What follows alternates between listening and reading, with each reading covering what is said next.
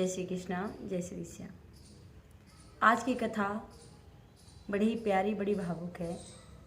माँ संतोषी की। संतोषी माँ जिस पर कृपा करती है उसके नौने दरबार सिद्ध हो जाते हैं। एक पौराणिक कथा जो सदियों से चली आ रही है। एक माँ थी और उसके 7 बेटे थे। 6 कमाने वाले थे और एक कमाता नहीं था, एक ने कमा था। तो माँ जो थी 6 भाइयों के लिए तो अच्छा अच्छा भोजन बनाती और खिलाती उनको, और जो 7वां था उसके लिए जो उनकी थाली में जूठन बचता था उसी को इकट्ठा किया और उस 7वें को खिला देती थी। क्योंकि 6 तो कमाने वाले थे, लेकिन माँ तो ऐसी होनी चाहिए, माँ तो माँ ही होती है। 5 उंगलियां हैं तो ये बराबर रखनी चाहिए, लेकिन फिर भी नहीं। तो कुछ ऐसे ही समय व्यतीत होता रहा और ये सब उस 7वें की पत्नी जो थी वो देखती थी, क्योंकि 7 की शादियाँ हो गई थी और उसको मन में बड़ा ही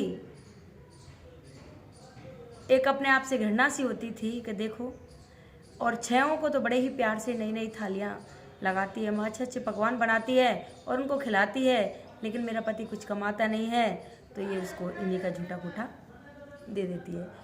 तो वो अपने पति से कहती है कि आपके साथ आपकी माँ ऐसे ऐसे करती है, आपको झूठा खिलाती है। तो उसको विश्वास नहीं होता कि मेरी माँ तो मेरे से प्यार करती है, मेरे से कभी कह ही नहीं सकती। वो बोली कि अगर आप अपनी आंखों से देख लोगे तब तो आपको विश्वास होगा। उसने कहा ठीक है। घर में त्योहार आया दीपावली का और वो बोला कि माँ आज मेरे सिर में दर्द है। तो माँ ने कहा कोई बात नहीं, तेरे सिर में दर्द है तो अंदर जाके सो जा। तो वो रसोई घर में ही सो जाता है और एक पतला सा कपड़ा मुंह पे ओढ़ लेता है। सो तो कहाँ रहा था, वो तो देखने वाला था कि क्या होने वाला है। अब पतला कपड़ा ओढ़ के वहीं लेट जाता है। तो माँ अच्छा अच्छा खाना बनाती है, रसोई तैयार करती है और 6 भाइयों का आसन लगाती है बड़ी स्नेह से, और सारी जो भी बनाया था उसने खाने में, भोजन में, सारा भोजन थालियों में सजाती है और आवाज़ देती है कि आ जाओ बेटो खाना खा लो। तो सभी बेटे 6 आ जाते हैं और 6 भाई बड़े ही प्रेम से भोजन कर कर वहाँ से चले जाते हैं। तब 7वें पुत्र को आवाज़ लगाती है कि बेटा तू भी खड़ा हो जा। तो उसने क्या किया, माँ ने वो सब कुछ देख रहा था।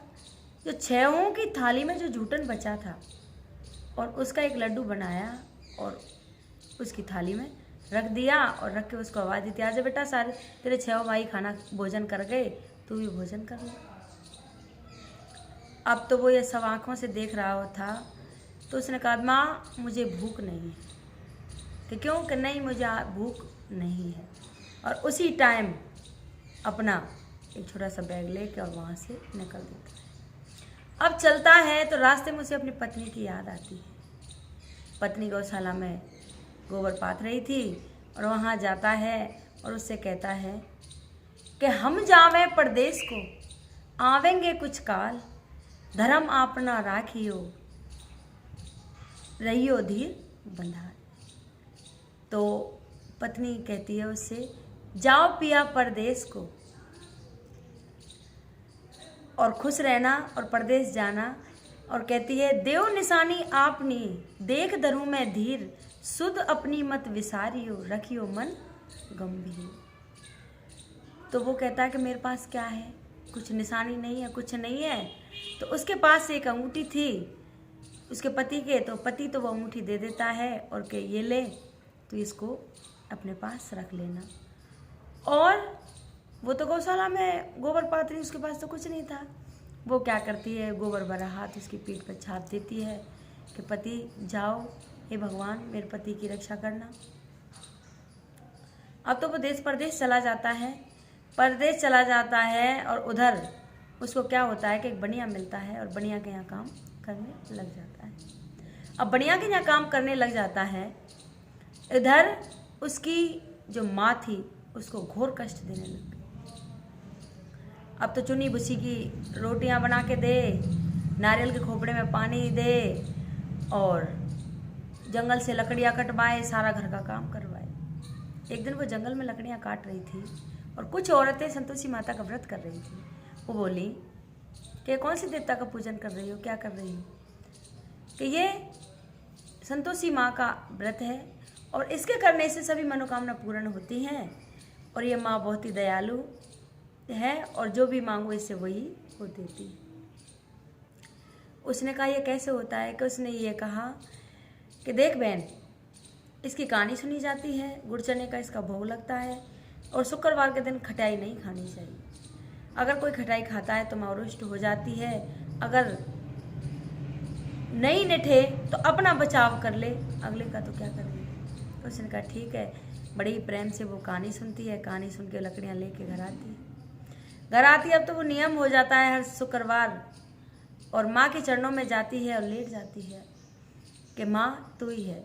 तो माँ उसकी इतनी सुनती है, जो उसका पति था उसका इतना कारोबार बढ़ जाता है कि दिन दूनी रात चौगुनी हो जाती है। तो इधर उसकी जब माँ ज़्यादा कष्ट देने लगी तो वो बोली माँ इतने दिन हो गए उन्हें गए और अभी तक वो आए नहीं है। माँ क्या वो हमें भूल गए हैं? कब आएंगे? और अब तो उनकी बहुत याद सताती है और इतने कष्ट अब नहीं सहे जाते। माँ कोई ऐसी कृपा कर दो कि उन्हें बुला दो। तो माँ बेटी का तो रिश्ता ही अलग होता है। संतोषी माँ उससे प्रसन्न थी और वो घर चली जाती है। उसी रात उसके सपने में जाती है और कहती है हे बणिक, तू यहाँ ऐस मौज भोग रहा है और वहाँ तेरी पत्नी घोर कष्ट उठा रही है, क्या तुझे अपनी पत्नी की याद नहीं आती? क्या तू उसे भूल गया है? तो वो सपने में कहता है कि माँ मैं नहीं भूला, मुझे भी उसकी याद आती है, लेकिन काम इतना है, क्या करूँ, कैसे जाऊँ, कोई रास्ता नहीं दिख रहा है। तो उसने कहा कि सुबह उठना, नहाना धोना और एक घी का दीपक जलाना दुकान में और तेरे सारे काम अपने आप सिद्ध हो जाएंगे। तो वो सपन को सुनकर और वो व्याकुल हो जाता है, व्याकुल हो जाता है, उठता है, नहाता है, धोता है और दुकान में जाता है और घी का दीपक जलाता है। वहाँ बैठ जाता है। देखे तो लेने वाले ले जाते हैं सामान को, पैसे देने वाले सारे पैसे दे जाते हैं और जितना भी गोदाम में माल था वो सारा हाथों हाथ चला जाता है। सारा काम शाम तक फ्री हो जाता है और जब सारा काम हो जाता है तो वो ले संतोषी माँ का नाम और घर की तरफ चल देता है। अपनी पत्नी के लिए अच्छे अच्छे गहने कपड़े मिठाइयाँ खरीद के और घर जाता है।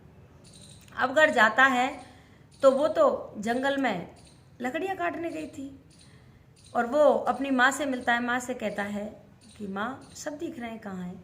कि आ जाएगी, वो भी यहीं है। तो इतने में वो लकड़ियों के गट्ठर थे। माँ कहती है, उससे पहले माँ उसको कहती है आज तेरा पति घर आएगा, ऐसा करना, एक 3 लकड़ियों के 3 गट्ठर बनाना, एक तो मंदिर में रख जाना, एक रास्ते में रख देना और एक घर ले जाना। तो वो ऐसा ही करती है। इधर उसका पति घर आ जाता है, माँ उससे बातें करती है, सारा सामान देखते हैं तो सबकी आंखें फटी फटी रह जाती हैं। और उधर जब वो आती है चौक में लकड़ियों को गट्ठर डाल देती है और कहती है माँ नारियल के खोपड़े में पानी दे, चुनी भूसी की रोटी दे, आज भूख लगी, आज तेरे यहाँ कौन मेहमान आया है। अब दौड़ के माँ आती है बाहर और कहती है बेटी तेरा ही पति आया है, अच्छे अच्छे कपड़े पहन, अच्छे अच्छे, तू यूँ क्यों कह रही है कि चुनी भूसी की रोटी दे और नारियल के खोपड़े में पानी दे। कि माँ मैं तो सही कह रही हूँ, रोज यही तो करती आई हूँ। अब इतने में उसका पति बाहर निकलता है, उसको देख के व्याकुल हो जाता है और कहता है कि माँ तूने मेरी पत्नी की कैसी दिशा कर रखी है। बोले कि माँ कहती है कि तुझे देख कर ये कर रही है और नहीं तो ये तो अच्छा अच्छा खाती थी, सब कुछ कर रही है, तो झूठ बोल रही कि माँ मैंने सब अपनी आंखों से देख लिया, अब तो मुझे दूसरे घर की चाबी दो, मैं वहीं रहूँगा। अब तो उसको दूसरे घर की चाबी ले जाता है, वहीं अपने एक ही दिन में राजा के ठाट बाट जैसा अपना सारा सामान जमा लेता है और वो तो राजा रईसों को जैसे रहने लगता है। तो उसकी पत्नी थी, वो बोली कि मैंने व्रत किया है संतोषी माँ का और मैं उद्यापन करना चाहती हूँ, और बताओ क्या बात राय है आपकी। बोली कोई बात नहीं, अच्छी बात है, संतोषी माता का आपने व्रत किया है तो आप उसका उज्जवल करो, कि उसमें देवर जेठ के बच्चों को निमंत्रण दिया जाता है। तो उन्होंने कहा ठीक है दे आओ। तो वो खीर बनाती है, भोजन तैयार करती है बिना खटाई का और अपने देवर जेठों को न्योता दे देती है उनके बच्चों को कि आप आकर आज हमारे घर में भोजन कर लो। तो उसकी जेठानी थी, वो अपने बच्चों को सिखा देती है कि बच्चों ये आज संतोषी का उद्यापन कर रही है और आप इससे पैसे मांगना। तो जब बच्चे घर आते हैं, 8 बच्चे बैठ जाते हैं, उनको खाना खिलाते हैं, खाना खिला के वो एक एक फल उनको दान में देती है, दक्षिणा के रूप में देती है। तो वो कहते नहीं हमें तो पैसे दो, हमें तो पैसे से ज़्यादा जिद करने लग जाते हैं, हमें पैसे दो, हमें पैसे दो। तो भोलेपन में आकर वो कहते कि खटाई मत खा लेना बेटा, कि नहीं खाएंगे। अब तो वो पैसे दे देती है। पैसे दे देती है तो बाजार जाके बच्चा और दुकान पे जाकर खटाई खा लेते। तो माँ रुष्ट हो जाती है। माँ रुष्ट हो जाती है तो उसके पति को और पुलिस वाले आके और पकड़ ले जाते हैं। तो वो माँ के चरणों में गिरती है कि माँ ये क्या हुआ। तो देवरानी जेठानियाँ उसको ताने देती हैं कि चोरी का माल था, कहीं से डाका डाल लाया, इसीलिए तो इसको पुलिस पकड़ ले गई। अगर इसका खुद का माल होता तो पुलिस क्यों पकड़ के ले जाती। तो फिर वो मंदिर में जाती है, मैया बार बार क्षमा मांगती है कि मैया मुझसे बहुत बड़ी गलती हो गई है, संतोषी माँ मुझे क्षमा कर दो, मैं आपका दोबारा से उजमन करूँगी, लेकिन मेरे पति को घर वापस भेज दो। तो माँ कहती है जा तेरा पति घर आए मिलेगा। तो वो आता हुआ मिलता है और सब पूछते कहाँ गए थे, कि कुछ नहीं, जो मैं पैसा कमा कर लाया हूँ और एक कर होता है और वो कर मांगा था जो मैं उसे टैक्स जमा करने के लिए गया था। तो घर आ जाती है। घर आ जाती है, वो कहती है मैं फिर उद्यापन करूँगी अपनी माँ का, करो कि अब की बार मैं इन बच्चों को नहीं बुलाऊँगी, बाहर से बुलाऊँगी। तो माँ संतोषी माता को अध्यापन करती है, बाहर से बच्चों को बुलाती है और बच्चों को बुलाकर उनको खाना खिलाती है। खाना खिलाती है और उनको एक एक फल दान में देती है। दान में जब देती है उसका उद्यापन होता है, उजमन पूरा हो जाता है। माँ संतोषी उस पर कृपा करती है, उन्हें दोबारा सिद्ध कर देती है। और वो एक दिन कहती है कि माँ आप मंदिर में ही रहती हो, कभी कभी मेरे घर भी आ जाया करो। तो कि वो बोली कि तेरे जब बच्चा होगा उसे देखने के लिए आऊँगी। तो उसके यहाँ सुंदर एक पुत्र रत्न पैदा होता है और माँ सोचती है ये बार बार मुझे बुलाती है, चल इसके घर क्यों ना चले, इसकी परीक्षा ली जाए। तो माँ गुड़ और चने मुंह पर लगे होते हैं, विकराल रूप होता है, केस बड़े बड़े लंबे होते हैं और माँ चली आती है और सभी कहते हैं अरे छुप जाओ छुप जाओ छुप जाओ, डायन आ रही है, डायन आ रही है, खा जाओ, खा जाएगी बच्चों को, खा जाएगी, ये कर जाएगी। सभी अपने अपने घरों में छुप जाते और वो देखती है अरे मेरी माँ चली आ रही है, आके चरणों में लेट जाती है और बार बार प्रणाम करती है। तो उसकी सास कहती है कि डायन की चरणों में पड़ी है, बच्चे को दुबका ले अंदर खा जाएगी। कि नहीं ये डायन नहीं, ये तो मेरी माँ है, संतोषी है। इसी की कृपा दृष्टि से आज मैं जो कुछ हूँ सब इसी की कृपा है। सभी बाहर निकल आते हैं, बार बार माफ़ी मांगते हैं। तो वो कहती है कि माँ ये तो आपके बच्चे हैं और इनको माफ़ कर दो। तो माँ तो माँ ही होती है, दयालु, सबको माफ़ कर जाती है। हे संतोषी मैया ऐसी सब पर अपनी कृपा दृष्टि बनाए रखना, जैसे उस 7वीं बहू बेटी की सुनी जैसी सबकी सुनना मैया, अपनी कृपा सब पर बनाए रखना। लक्ष्मी का वास करना, अंधन के भंडारे भरना। अगर ये मेरी कथा किसी को अच्छी लगी हो कृपया लाइक सब्सक्राइब जरूर करें, कमेंट में लिख के जरूर भेजें कैसी लगी। बोल संतोषी मैया की जय, बोल संतोषी महारानी की जय।